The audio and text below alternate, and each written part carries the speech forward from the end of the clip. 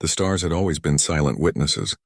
They twinkled above civilizations that rose and fell, above worlds where countless species claimed dominion, and above humanity, the newest and weakest of them all.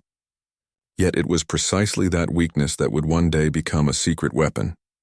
On the edges of the Andarian cluster, the Council of Zetherians convened. Towering beings with crystalline skin and voices like shattering glass debated the fate of a small, fragile species. Humanity. I see no potential in them, intoned Lyrian, the eldest of the council. His light refracted through his translucent frame, creating jagged beams of warning. They are weak, chaotic, unpredictable. They cling to emotions that will undo them. Another counselor, Vera, shook her elongated head. Perhaps, but their curiosity is persistent. It cannot be controlled, yet it may yet surprise us. But the final word had already been decided. Humanity would be cast out from the known systems, forbidden from entering interstellar alliances, prohibited from exploring faster-than-light travel. They were to remain confined to their pale blue world, a planet deemed primitive and irrelevant by every standard in the galaxy. And so, the humans were abandoned. On Earth, no one understood the magnitude of what had just happened. To them, it was simply another series of cosmic accidents, failing satellites, strange interstellar signals ignored, sudden disappearances of nearby alien ships. But deep down, some sensed the isolation. It pressed on their cities like an invisible hand, a quiet emptiness that hinted at a universe that did not care. Amid this exile, a young woman named Alara walked along the cliffs of the northern shore. Her hair was the color of burnished copper, her eyes wide with the fire of a mind that refused to accept limitations. She often stared at the night sky, imagining what lay beyond. Most humans had long since grown numb to the stars, accepting their confinement. But Alara, she would not. Why do they leave us alone? She asked quietly to herself, her voice swallowed by the wind. Why not guide us? Or destroy us completely? Her companion, an old scholar named Rowan, shook his head. His face was lined with the map of years spent questioning the universe, but now, in these times, his wisdom offered no comfort. Because, child, the universe underestimates us, always, and perhaps it fears what it does not understand. Ilara's eyes narrowed. Then we will show them. If they will not give us a place among the stars, we will take it. Rowan's lips twitched in a thin smile. Bold words for someone who has only seen the tides of their own world, but perhaps it is the first step towards something greater. That night, humanity slept under a sky littered with indifference. Yet in the silent beating of every heart, there was a stubborn spark. It was fragile, faint, easily extinguished, but unyielding.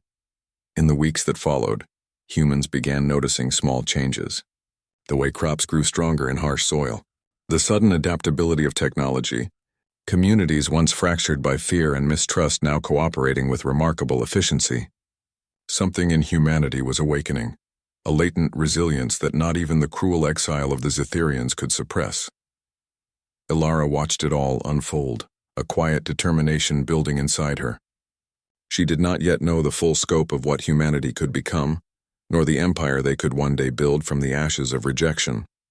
But she felt it deep in her chest like a drumbeat, like a pulse that would not be silenced. And somewhere far beyond their solar system, the Council of Zetherians continued their endless debates, oblivious to the quiet revolution stirring on the world they had so casually dismissed. The humans had been cast out, ruthlessly, irreversibly, completely. But as the first whispers of innovation and unity began to spread across continents, one truth became unavoidable. The universe had underestimated them. The exile was not the end. It was the beginning. The cold winds of Earth carried more than just the scent of salt and stone. They carried whispers of possibility. Humanity cast away was learning to speak to itself differently, finding unity in its isolation, courage in its weakness, and strength in its fragility. Ilara stood on the edge of a newly built observatory, her gaze fixed on the heavens. The stars no longer felt distant. They were a challenge, a promise, a canvas waiting for humanity's mark. Beside her, Rowan adjusted a complex array of sensors and lenses, instruments cobbled together from scraps and salvaged satellites. "Do you think they're watching us?" Ilara asked almost rhetorically. Her voice was calm, but her heart raced with anticipation. Rowan paused, glancing at her. "If the Zetherians are, they'll see something they weren't expecting. But whether they act or continue to ignore us is another matter entirely. Either way, we must not wait for their recognition. Across the world, humanity was stirring. Cities that had once focused only on survival began to dream again. Engineers and inventors tinkered in hidden workshops, creating machines that could reach beyond the sky. Philosophers and scientists debated strategies, pooling knowledge that had been scattered by fear and neglect. Even in villages isolated from technology, humans were learning to cooperate in new ways. Harsh climates and dwindling resources forced communities to innovate. They found methods to harness wind and sun, to purify water and cultivate crops in barren lands. Each victory, no matter how small, built confidence and something far more powerful: belief in themselves. In the northern cliffs where Alara and Rowan worked, a breakthrough finally came. After months of trial and error, a small prototype, humble, fragile, and unassuming, lifted from the ground. It hovered briefly, thrummed with energy, and then fell back to earth harmlessly. Alara's eyes sparkled with excitement, and even Rowan allowed himself a smile. "It's only the beginning," he said. "But even beginnings are powerful. Look how far we've come from mere imagination." Yet not all were convinced. Humanity's first council, a gathering of leaders, inventors, and thinkers, met in secret to debate the risks of reaching beyond their homeworld. Fear and skepticism clashed with ambition and vision. "Why bother?" asked Morin, a pragmatic leader from the Eastern Territories. "The universe has rejected us. Our strength is here on this planet. Anything beyond will only bring disaster." Ilara's voice cut through the tension, sharp and unwavering. "Disaster is what the universe expects. If we remain small, weak, and fearful, then yes, we will be destroyed. But if we rise even just a little, we change the rules. We rewrite the story. Do you want to be the ones who bowed down or the ones who dared?" Silence followed. It was not agreement, it rarely was, but a moment of reflection. Even the skeptics could feel it, the pulse of something greater, something they had never known before. Humanity began building, not armies, not monuments, but engines of possibility. Spaceports rose in hidden valleys. Laboratories spread across continents. Networks of knowledge connected minds in ways older generations could never imagine. Every failure was a lesson. Every small success, a spark that ignited countless imaginations. And in the shadows of their planet, hidden from alien eyes, humans began to learn what the Zetherians had overlooked for so long: adaptability. Where other species relied on strength or speed, humans relied on resilience. Where others planned for perfection, humans thrived in chaos. Where others measured progress in centuries, humans measured it in moments. Alara often thought of the council that had cast them out. They had believed humanity's emotions, hope, fear, ambition, love, were weaknesses. How wrong they were. These were not weaknesses, they were fuel. Every act of courage, every act of compassion, every act of defiance became a building block for the future. And slowly, quietly, the first seeds of an empire were sown. Not in domination, not in conquest, but in ingenuity, resilience, and the relentless human spirit. That night, Alara returned to the cliffs, staring up at the stars once more. She whispered to herself, almost as a promise, almost as a challenge: we were cast out. They thought it would end us. But they don't know yet what we can become. Somewhere far beyond the reach of human sight, a faint shimmer of recognition, or perhaps curiosity, stirred among the stars. The universe, indifferent for so long, had begun to notice the quiet pulse of humanity. And humanity was ready. Humanity had begun to rise, but the universe, as always, demanded a price for ambition. It came not as a grand invasion, but in whispers, in storms, in fractures that tested every bond. The first real crisis emerged, not from the stars, but from within. A sudden solar storm, far stronger than predicted, tore across the Earth's atmosphere, disabling satellites, frying circuits, and plunging cities into darkness. It was chaos, an unplanned trial of fire. Ilara watched the devastation from the command center she had helped build. Screens flickered with failing grids, alerts blaring endlessly. Panic whispered in every corner of the world. People were afraid, and for a moment the old fear, the fear of insignificance, returned. But then something remarkable happened. Communities that had never communicated before began coordinating. Engineers on opposite continents shared repair protocols over the remnants of failing networks. Farmers rerouted resources to the hardest-hit regions. Volunteers braved collapsing streets and raging storms to deliver aid. People are rising to it, Rowan murmured beside her, his voice rough with awe. They are not waiting for orders, they are acting. Alara nodded, her chest tightening with pride. This is what they didn't expect. They thought we would break. They thought we would crumble under pressure. In the chaos, a young inventor named Kieran emerged as a leader in the most literal sense.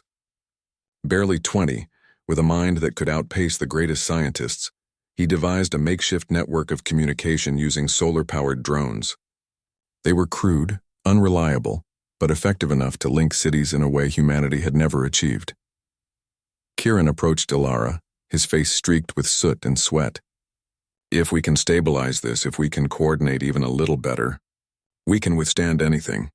Even the universe itself? Alara smiled faintly, exhaustion tugging at her shoulders. Then we will. Not because the universe will allow it, but because we refuse to fail. The storm raged for days, testing humanity's endurance. Crops were lost, energy reserves depleted, and countless families were forced to endure hunger and cold. Yet every challenge forged something stronger. For every failure, humanity learned. For every loss, they adapted.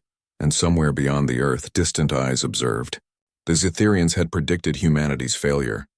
They had counted on panic, despair, and disunity to reduce humans to irrelevance. Yet what they witnessed instead was something far more terrifying. Cohesion born of adversity. Innovation born of desperation. Resilience born of struggle. Back on Earth, Alara stood with Rowan and Kieran atop a ruined observatory. The storm had passed, leaving a battered but unbroken world. She breathed in the smoky, rain-washed air, feeling a profound truth settle within her. "Do you see it?" she asked, voice low but firm. "This is who we are. We do not wait for help. We do not surrender. Every obstacle makes us stronger." Rowan's eyes, reflecting the first tentative light of dawn, were soft but determined. "It is more than survival. It is transformation. Humanity is becoming itself." By the end of the week, power had been restored. Communications networks were rebuilt, stronger than before. Cities had reorganized themselves efficiently. Even the natural disasters that had struck humanity were now seen as opportunities to test their own ingenuity. But the greatest victory was not technological. It was human. The storm had revealed courage, leadership, and compassion in ways that textbooks and lectures could never teach. Bonds were forged that would last decades, even centuries. Communities learned that their strength was not in isolation, but in connection. Alara walked through the streets of a recovering city, watching children play amidst repaired structures, families reuniting, strangers embracing after shared struggle. Hope was not a fleeting dream. It was tangible, living, rising from the ashes of fear. Somewhere, far above, in the corridors of the Zetherian Council, Lyrian's crystal form fractured with unease. "They endure," he said, voice low and brittle. "They do not yield, and they grow stronger with every trial." How is this possible? Vera, watching silently, said nothing, but in her gaze was the faintest trace of respect or perhaps caution. Humanity had survived the first trial of fire. They had been tested, and they had emerged not just intact but renewed. Alara looked to the horizon, the sun breaking through battered clouds. "This," she whispered, "is only the beginning. We were cast out, yes, but no storm, no threat, no universe can stop what we are becoming."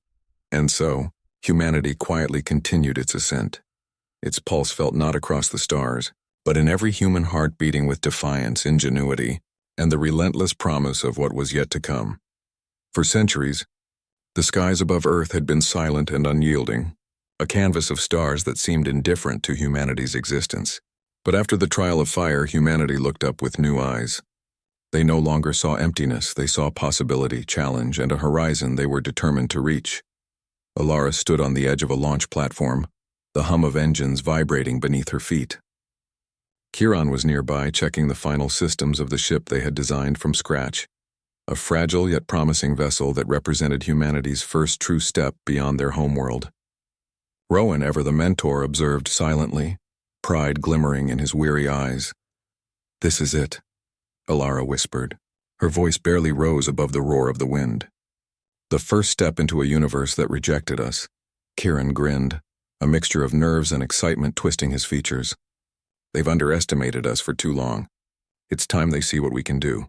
The launch was modest, small, fragile, and precarious, but it carried humanity's ambition, its curiosity, and its defiance. As the engines ignited, lifting the vessel into the heavens, the world below watched, hearts pounding in unison, eyes reflecting the fiery ascent. Beyond Earth's atmosphere, the vacuum was both terrifying and beautiful. Stars stretched infinitely in every direction, a tapestry of potential, of danger, of dreams waiting to be realized.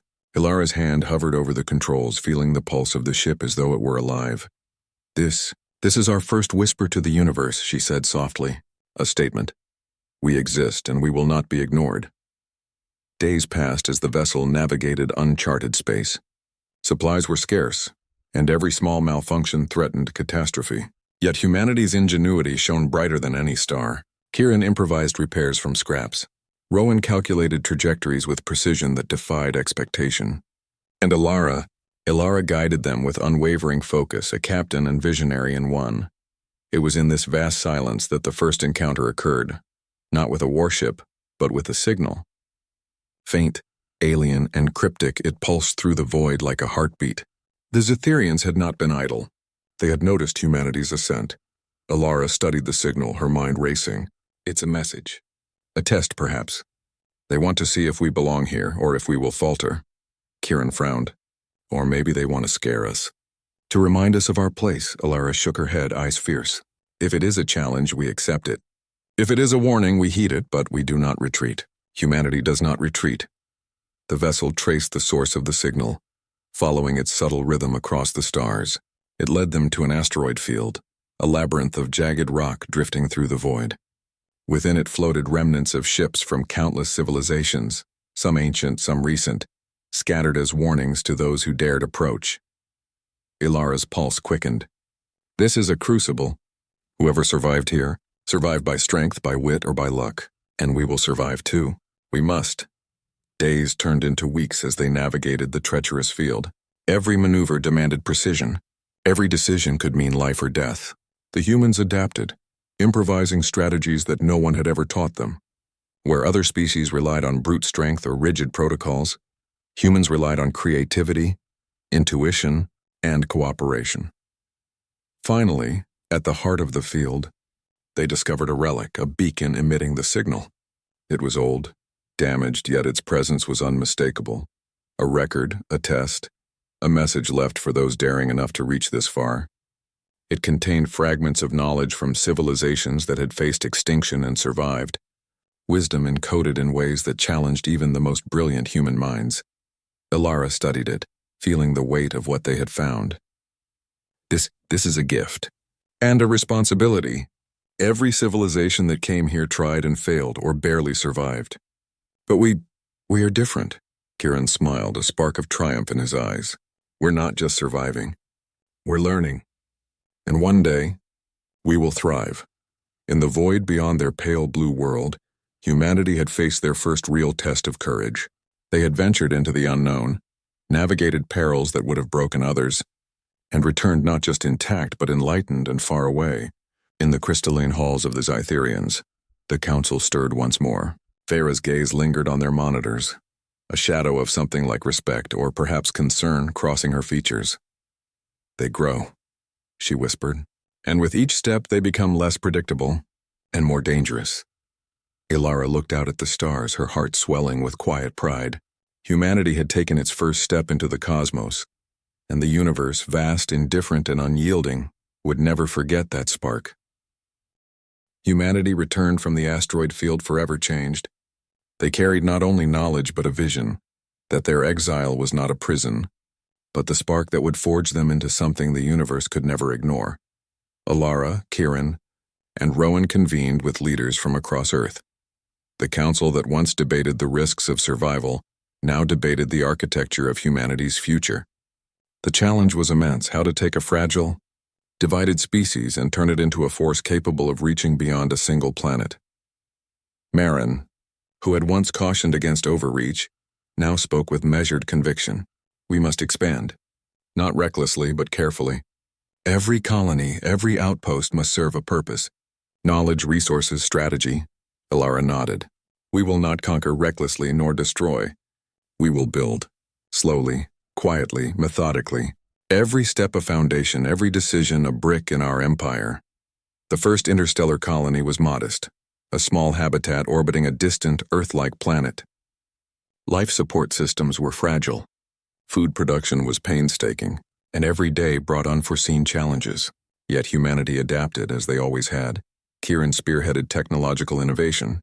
He devised modular systems for energy, communication, and habitation, creating self-sustaining colonies that could expand exponentially.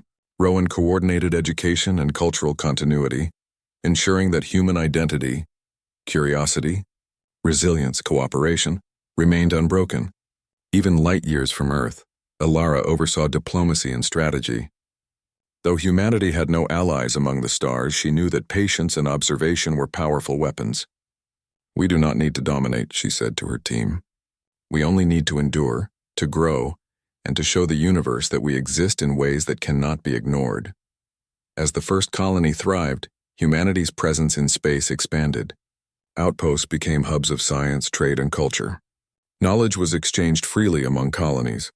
Innovation accelerated at unprecedented rates. For the first time in their history, humans were shaping not just their own destiny, but the course of civilizations yet unseen. Yet challenges remained. Rogue asteroids, unpredictable solar flares, and the occasional cosmic anomaly tested every skill humanity had acquired. Each failure became a lesson, each setback an opportunity to evolve. Slowly, meticulously, humanity was learning to master not only technology but the universe itself. The Zetherians watched in distant disbelief. What had once seemed weak, chaotic, and inconsequential now displayed remarkable efficiency and foresight. Lyrian's crystalline form trembled with unease. They endure. They adapt. They grow stronger. How can this be? Vera, as ever, remained calm, but her thoughts were sharp. They were underestimated, she said softly. Every flaw we saw, emotions, curiosity, unpredictability, they've turned into weapons. And they are only beginning. Back on the colonies, humanity began to develop its first interstellar fleet, not for war, but for exploration, protection, and expansion. Each vessel was designed for versatility, capable of sustaining life, conducting research, and responding to unforeseen threats. Humanity was no longer earthbound. They were a species of the stars, quietly building the tools that would one day define their empire. Alara stood on the bridge of one of the early fleet vessels, staring at a newly charted system. The stars seemed closer now, each one a possible home, a potential outpost, a silent witness to humanity's rise. We were cast out, she said to her crew, voice steady, filled with purpose. Ruthlessly, completely, and yet, we are here, growing, learning, becoming something greater than they imagined. This is only the beginning. Kieran beside her nodded, his eyes reflecting the distant suns. They'll remember us. One day, every species in this cluster will know our name. Not because we destroyed or conquered, but because we endured. We built something they never could have imagined, Rowan added, voice soft but firm. And it all started with a spark, a refusal to accept limits. They cast us out, but we chose to rise. Humanity's empire will be built quietly, brick by brick, idea by idea, until the universe itself is forced to take notice. Humanity was no longer small, fragile, or dismissed. Their colonies thrived, their knowledge grew, and their resolve hardened. What these Etherians had deemed weakness, their emotions, their adaptability, their relentless curiosity, was now the cornerstone of their growing empire. And somewhere, in the cold, unfeeling void beyond, the first tremors of recognition stirred among other civilizations. The humans, cast out and underestimated, were quietly becoming a force the galaxy would never forget.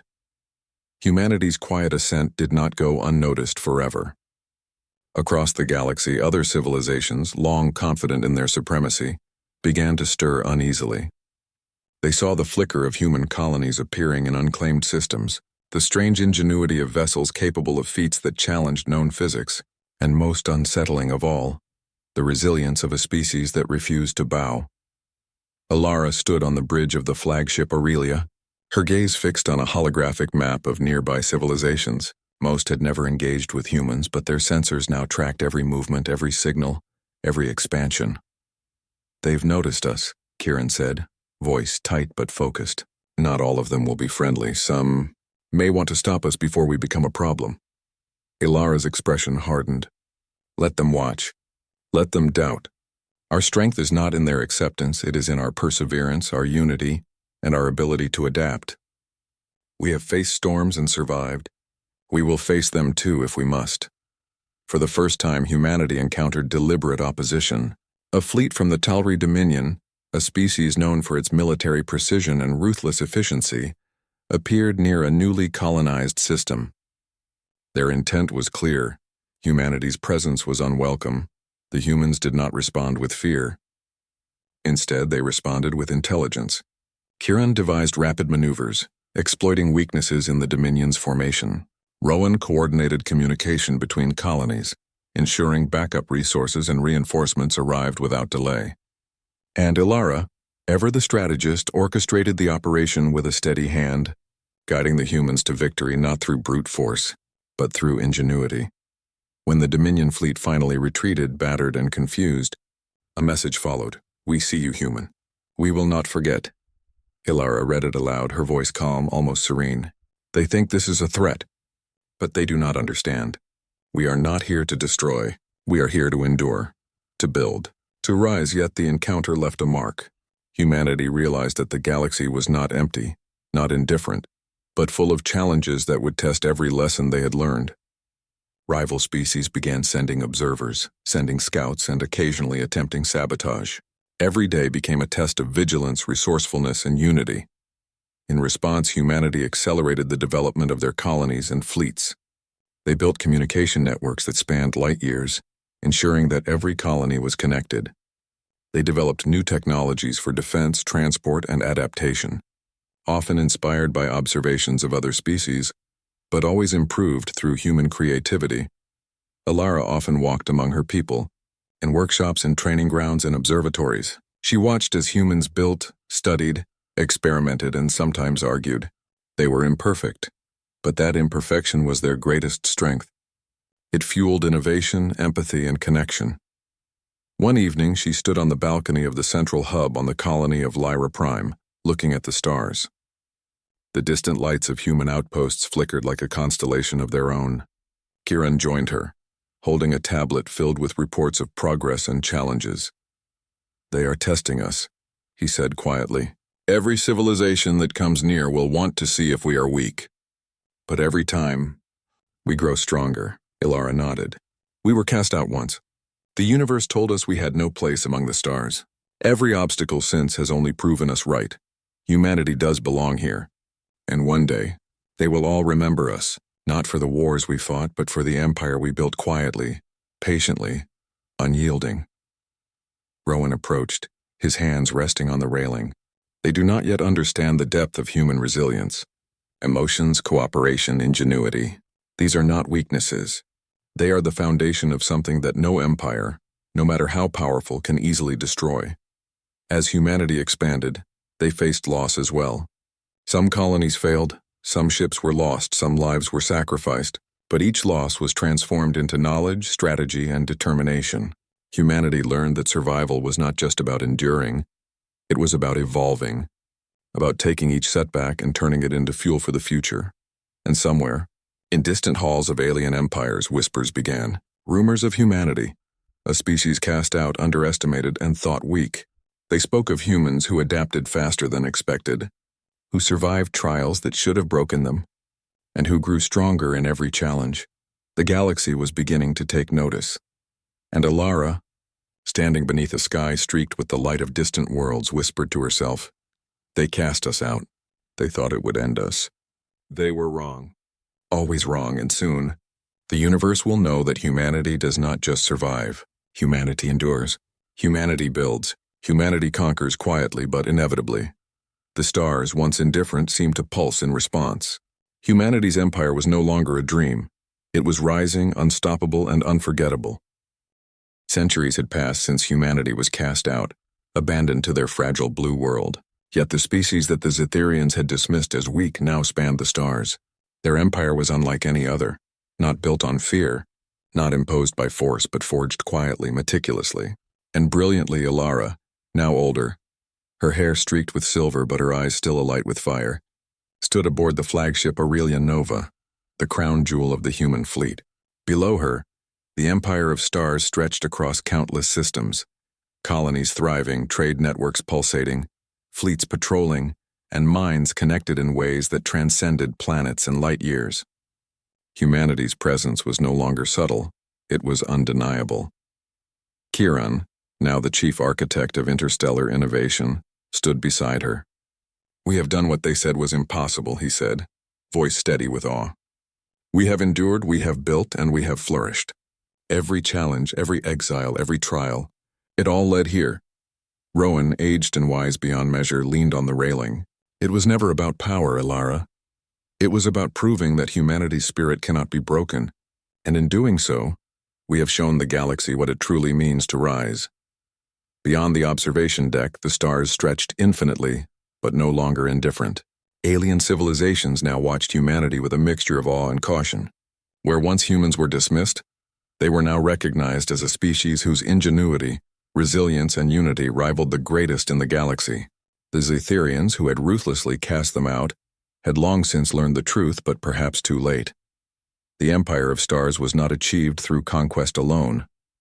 Humanity's philosophy was simple yet profound: to endure, to adapt, to innovate, and to unite. Every colony reflected this principle. Every fleet, every station, every network carried a piece of human spirit, the same spark that had refused to bow under exile, the spark that had weathered storms, navigated the void, and outlasted doubt. Yet the greatest triumph was not technological or territorial, it was human. Families flourished across planets.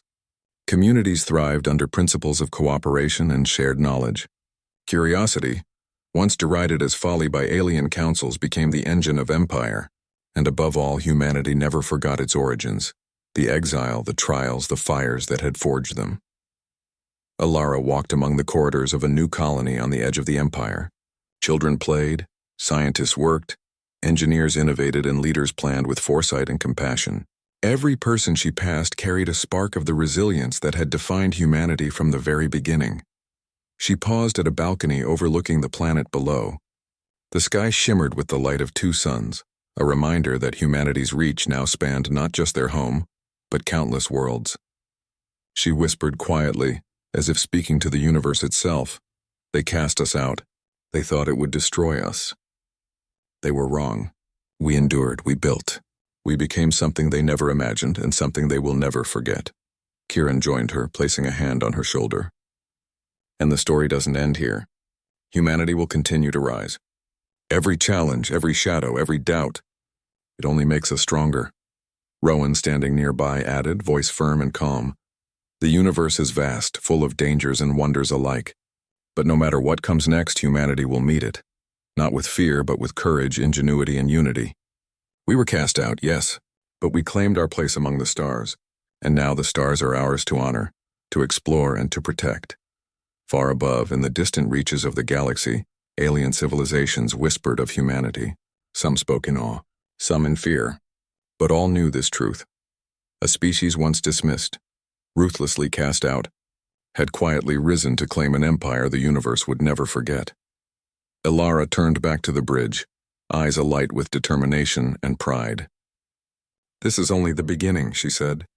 "The universe will remember us, not because we sought vengeance, but because we endured, and we built something eternal. Humanity is not just a species, we are a legacy."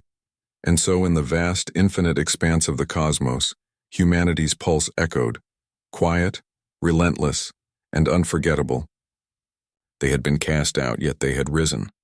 They had been underestimated, yet they had conquered, not by force but by spirit. Humanity's empire was born of exile, tempered by adversity, and elevated by hope. And in every heart, on every world, one truth resounded clearly: they would never ever be forgotten. The stars had witnessed their rise, and the universe, vast and eternal, had finally begun to remember.